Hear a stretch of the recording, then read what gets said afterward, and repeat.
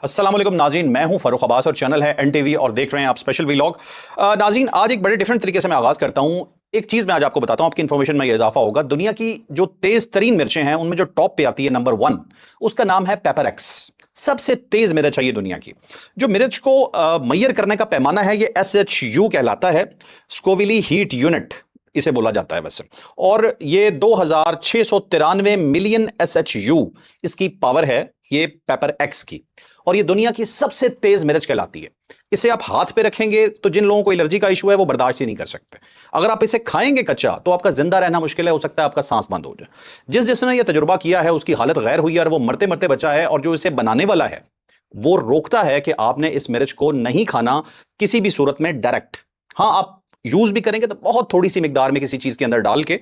ये अमेरिका में एक शख्स ने ये बनाई थी। और अब प्रॉब्लम यह है कि इतनी ताकतवर मिर्च जिसके बारे में मैंने आपको बताया है, एडी क्यूरी इसका बनाने वाला है।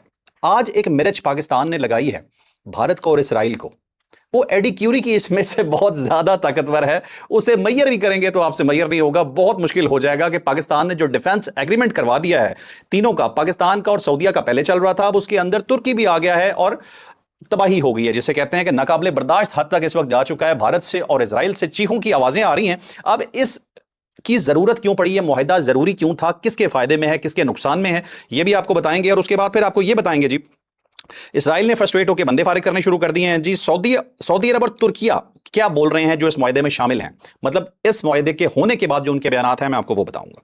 फिर एक चीज जो बड़ी अनएक्सपेक्टेड है, मैं तो बिल्कुल एक्सपेक्ट नहीं कर रहा था, वो ये है कि जो ईरान है, ईरान ने धमाका कर दिया, हमला कर दिया इस मुआहदे के ऊपर। समझ नहीं आ रहा कि पाकिस्तान ने इतना साथ दिया, सऊदी अरब ने इतना साथ दिया, आपको जवाब नहीं दिया, तुर्की ने आपके खिलाफ कोई बात नहीं की। फिर इन तीनों के कॉम्बिनेशन से आपको क्या मसला है। जो बयान आया है ईरान से वो बहुत ही सख्त है। ऐसे बाकायदा लग रहा है कि जैसे वो जो मिर्च वाली मैंने बात की थी ना, वो थोड़ा असर इधर भी है। उसके बाद आपको ये बताएंगे जी कि ईरान और ओमान का जी वो मुआहदा हो गया है, जिसमें एक साइलेंट पार्टनर जो है वो अमेरिका है और पीछे बैठा हुआ है। ये मुआहदा आपको बताएंगे ये क्या है। फिर ईरानी फिजाइया ने एक दावा किया है और वो दावा अगर मान लें तो ये बहुत बड़ा कारनामा है। तो ये भी जानेंगे आज ही कि ये वाकई ही कुछ ऐसा हुआ है या नहीं हुआ है। तो ये था जी आज के वीलॉग का हमारा इंट्रो, और आप चलते हैं डिटेल न्यूज की तरफ। लेकिन उससे पहले थोड़ा सा रिमाइंडर कि आपने चैनल को लाइक, शेयर और सब्सक्राइब करना नहीं भूलना। और हमारे जितने भी लिंक्स हैं, WhatsApp link, Twitter link, Facebook link और टिकटॉक लिंक, तमाम लिंक्स को जरूर ज्वाइन कीजिएगा। अब चलते हैं वीलॉग की डिटेल की जानिब।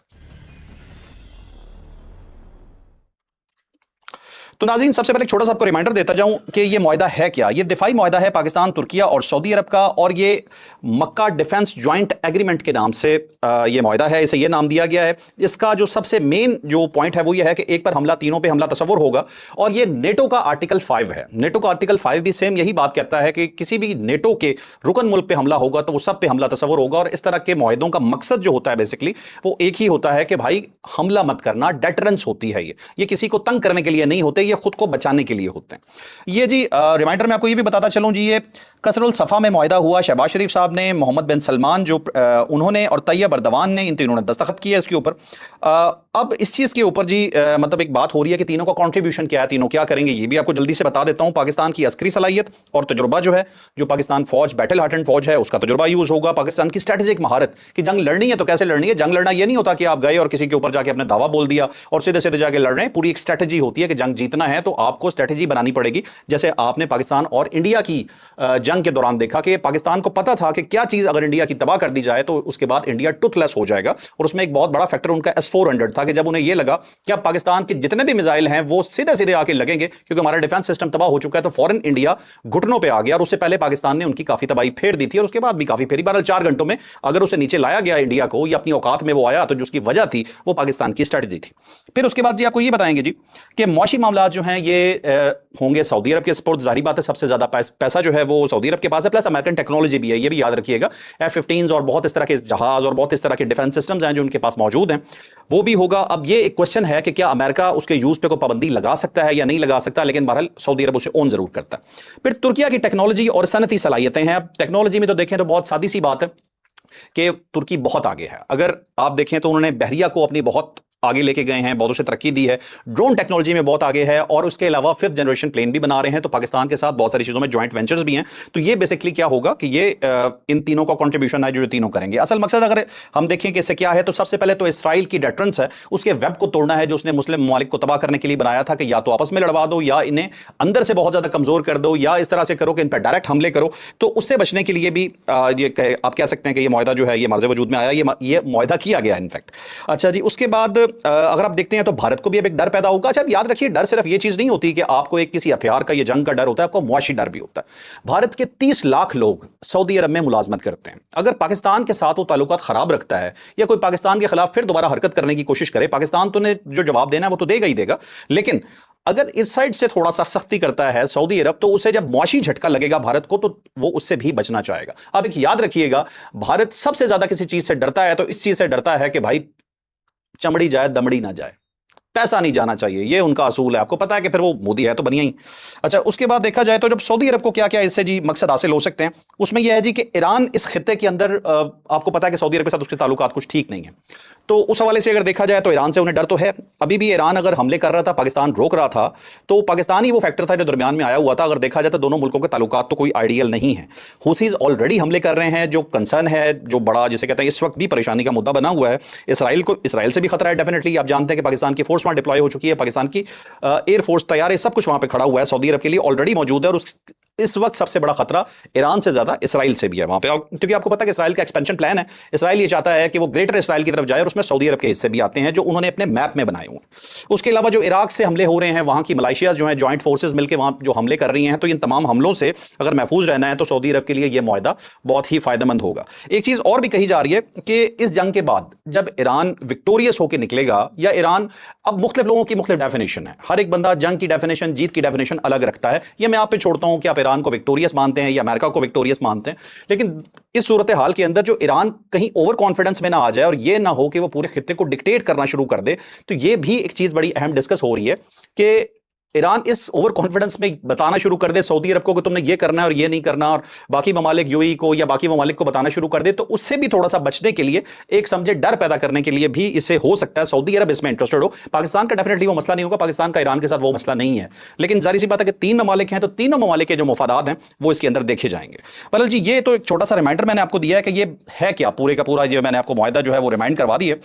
अब मैं आपको ये बताता हूं जी कि इसके अंदर तैयब अर्दवान जो हैं उन्होंने क्या कहा जब ये मुआहदा हो गया, उसके बाद की बात बता रहा हूं। पाकिस्तान और तुर्की और सऊदी अरब का दिफाई मुआहदा खित्ते में अमन, खुशहाली और इस्तेहकाम के ख्वाहां तमाम बरदर ममालिक जो इसमें शामिल होना चाहें उनके लिए खुला है।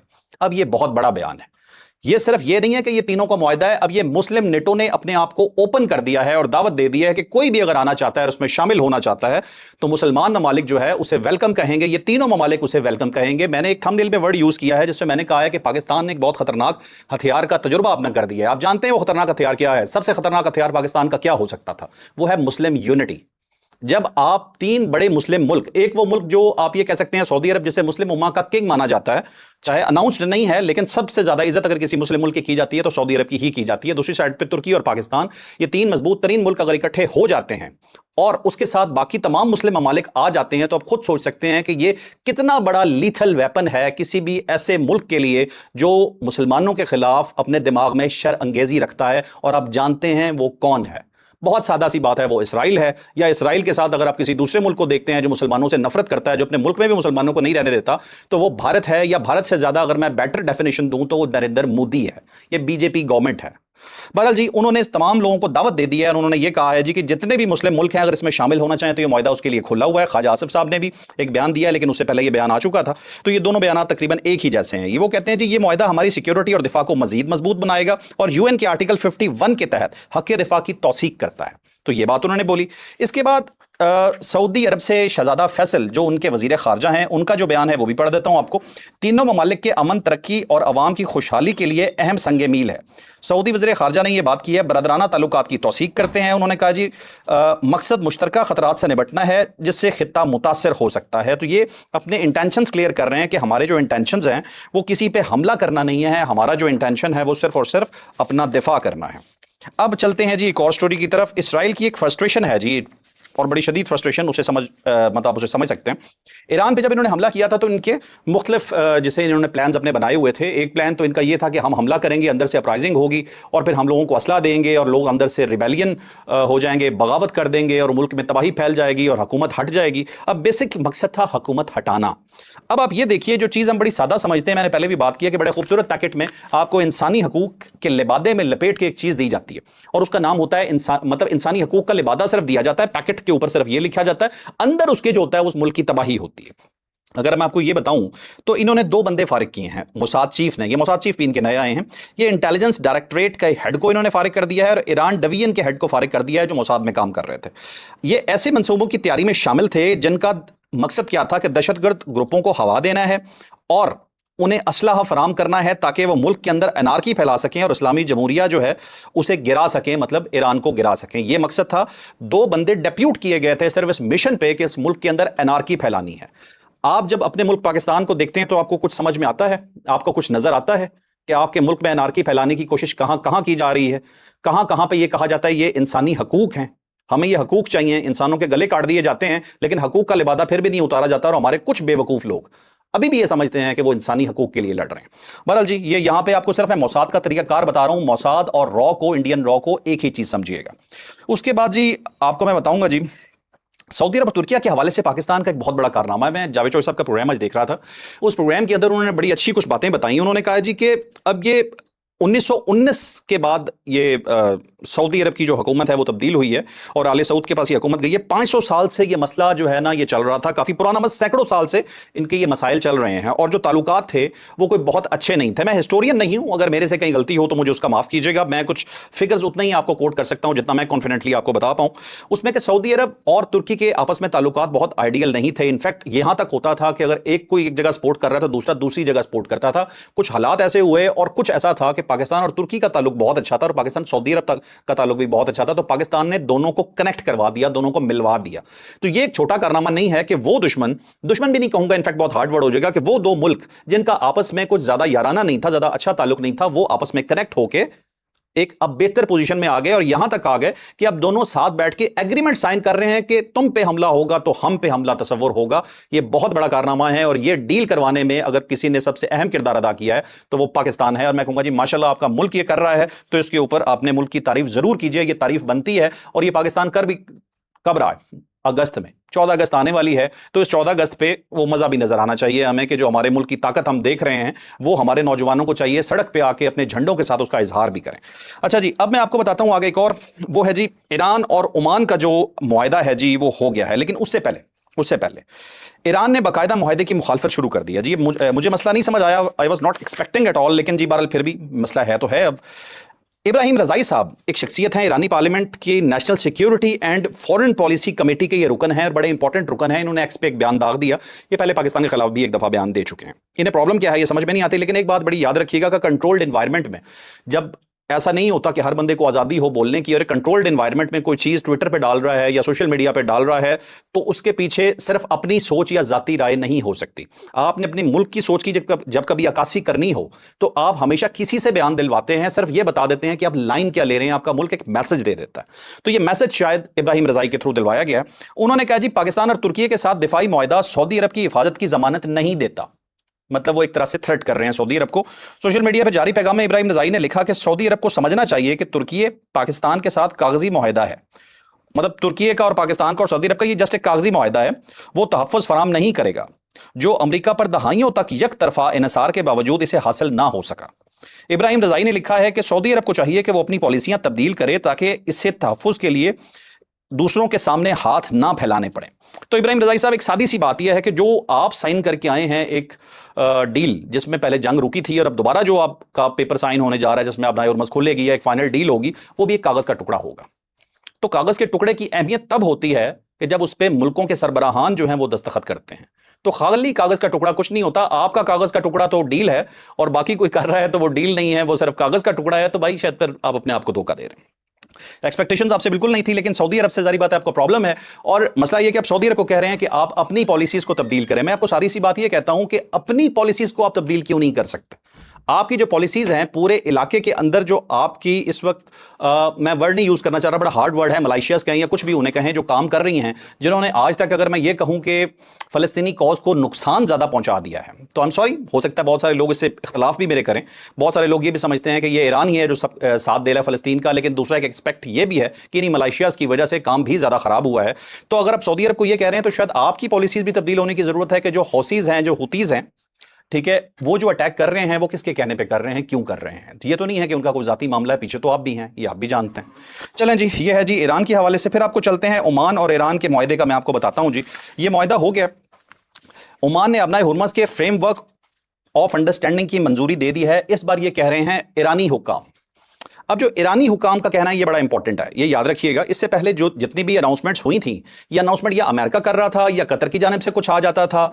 कभी ईरान ने ये बात नहीं मानी थी कि हम एग्रीमेंट पे साइन कर गए हैं। एग्रीमेंट वही है कि अपना हुर्मस में 2 रूट्स बन जाएंगे और उन रूट्स को जी हम खोल देंगे। लेकिन ये बार बार ईरान जो कह रहा है कि इसके पीछे अमेरिका नहीं है, ये हम और ओमान कर रहे हैं, आप गलत बयानी कर रहे हैं, इसके साथ अमेरिका है।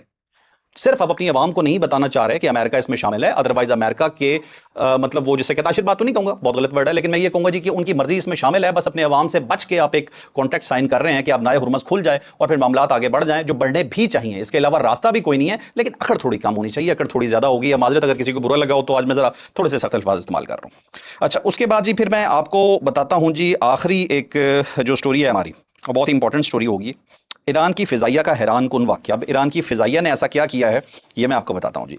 इनके डिप्टी कोऑर्डिनेटर हैं ब्रिगेडियर जनरल मसूद जाफरी। उन्होंने कहा जी हमने बरसों तक अमरीकी अड्डों और तैनातियों पर नजर रखी हुई थी। अब मैं चौधरी साहब यहाँ पे होते ना तो उन्होंने यहाँ पे कहना था ये कौन सी नजर रखी हुई थी, नजर रखने के बाद ये होता है जो आपके साथ हुआ था। well, जी डिप्टी कोऑर्डिनेटर साहब कहते हैं जी बरसों से अमरीकी अड्डों पे और तैनातियों पे नजर रखी हुई थी और उनकी फिजाई बर्तरी के बावजूद उन पर कामयाब हमले किए हैं हमने। शिराज एयर बेस से वो कहते हैं हमारे तैयारे उड़े थे जो 3rd जनरेशन तैयारे थे। अभी आपको पता ना कि 5th जनरेशन तक दुनिया पहुंच चुकी है, 6th जनरेशन पे काम कर रही है।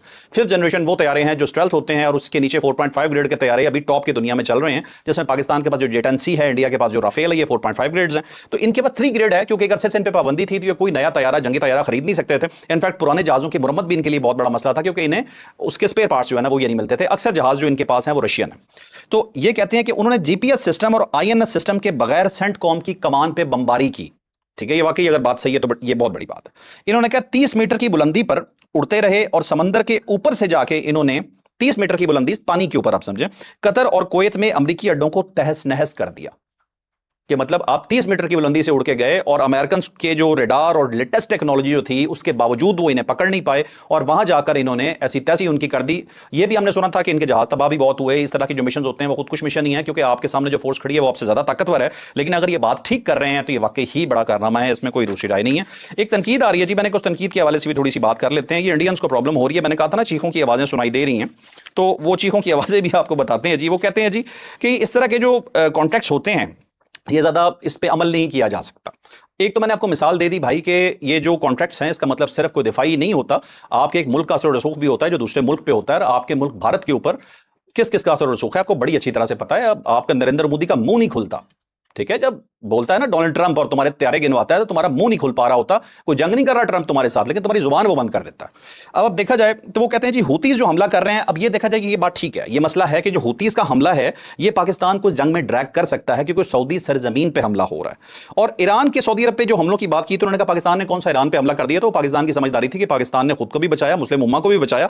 और दूसरी साइड पर सबसे बड़ी बात यह है कि ईरान जिस पे भी हमला कर रहा है वो ये नहीं कह रहा मैं इस मुल्क पे हमला कर रहा हूं, वो हमला करता है सिर्फ और सिर्फ इंस्टॉलेशंस पे, मिलिट्री इंस्टॉलेशंस पे, जो अमेरिकन मिलिट्री इंस्टॉलेशंस है। या उसने हमला किया किसी मुल्क पे तो वो हमला किया है उसने इसराइल पे। तो ये नहीं कहा जा सकता कि किसी मुल्क की सरजमीन पे हमला हो रहा है, ये किसी इंस्टॉलेशन पे हमला हो रहा होता है। बहरहाल जी एक छोटी सी तनकीद थी, सारी बात है, वो तो आज सारी रात बैठ के पॉइंट निकालते रहेंगे। वो गोबर आरिया जो है इनका एक वो पागल एंकर है, वो तेजाब गोस्वामी है, तो आज रात मुंह से झाग निकाल लेंगे। इन्होंने तो आज वो हशर करना है, आप सोच नहीं सकते। एंजॉय कीजिएगा अगर आपके सामने इनके क्लिप्स आते हैं तो।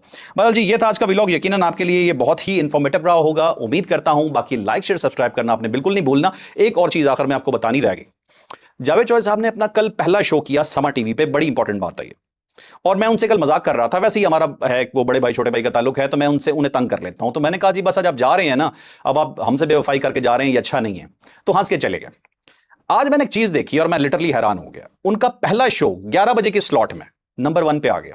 पहले दिन गए थे, पहले दिन जाके ही 1 पे आ गए, तो मैंने जल्दी से उन्हें मिस यू का मैसेज किया, मैंने कहा जल्दी करें, अब वापस आए, आपके बगैर गुजारा नहीं होता। लेकिन बहरहाल जी अभी मजबूरी है, फिलहाल तो ये इसी तरह से चलेगा। लेकिन बहरहाल आप भी जावेद चौधरी साहब को कांग्रेचुलेट जरूर कीजिएगा, मैंने तो उन्हें कर दिया। लाइक शेयर सब्सक्राइब, इजाजत दीजिए, अल्लाह हाफिज़, पाकिस्तान जिंदाबाद।